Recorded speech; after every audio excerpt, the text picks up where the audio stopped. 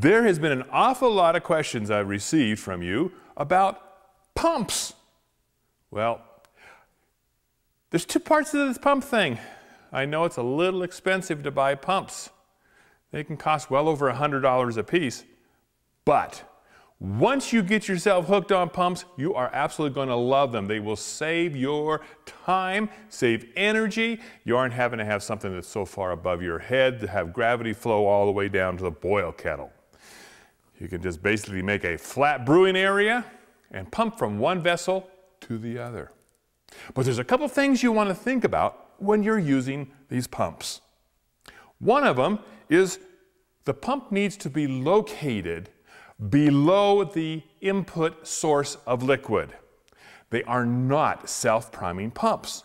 So you need to have it lower so that it will prime itself before you turn it on and it starts to go. Speaking of turning it on, it is so nice to have a switch right by your pump so you can turn your pump on and off easily. You do not want to run these pumps dry. And we'll look at the innards of the pumps in a little bit to understand why. Also, you want a pump with an outer flowing valve. In other words, the valve is on the output of the pump.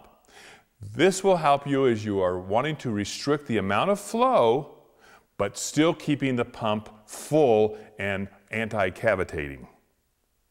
Another little thing about the pumps is they need to be able to drain well when you're done with your brew. Obviously, you're going to clean the pump out as best as you can. I always run a whole bunch of hot liquor water through, get it cleaned out as best I can, and then open everything up so the pump dries out. So, I'm going to take this pump off the bench. We're going in where it's a little warmer, and we're going to continue talking pumps. Well, I got the pump off the brew bench, and now I'm going to take it apart. Not completely, but I want to get the pump mechanism apart because sometimes that needs to be cleaned, and it's a very simple thing.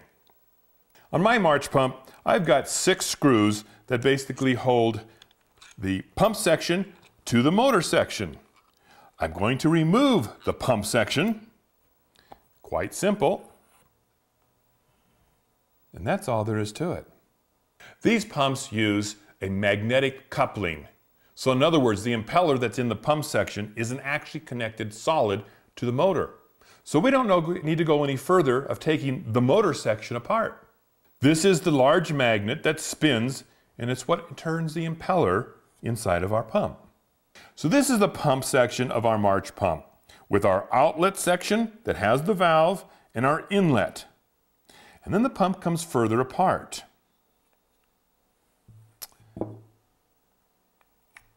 Here is our impeller. It's heavy with a metal in here that it works with a magnet. Notice on our housing we have a rubber seal. We will always want to lubricate that rubber seal when we reassemble the pump. Also notice inside this housing there's no seals that the impellers would touch. And there's no seals on the impellers. That is why it is a non-self-priming pump. It needs to have fluid in there in order to do anything because it can't seal. It's a ceramic shaft that holds the impeller. And it's been simple as that. Now, you don't want to run this if it's dry because you will end up wearing away the end of this impeller and you can also damage the shaft.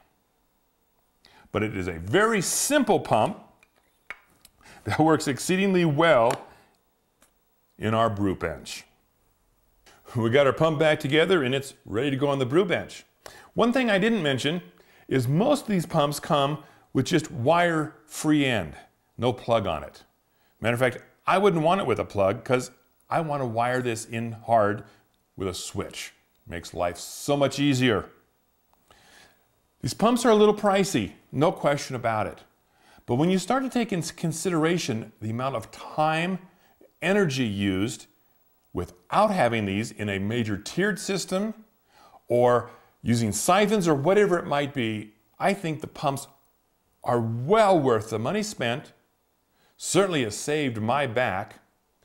And it makes life so much nicer, and it's also cool when you just flip a switch and things happen.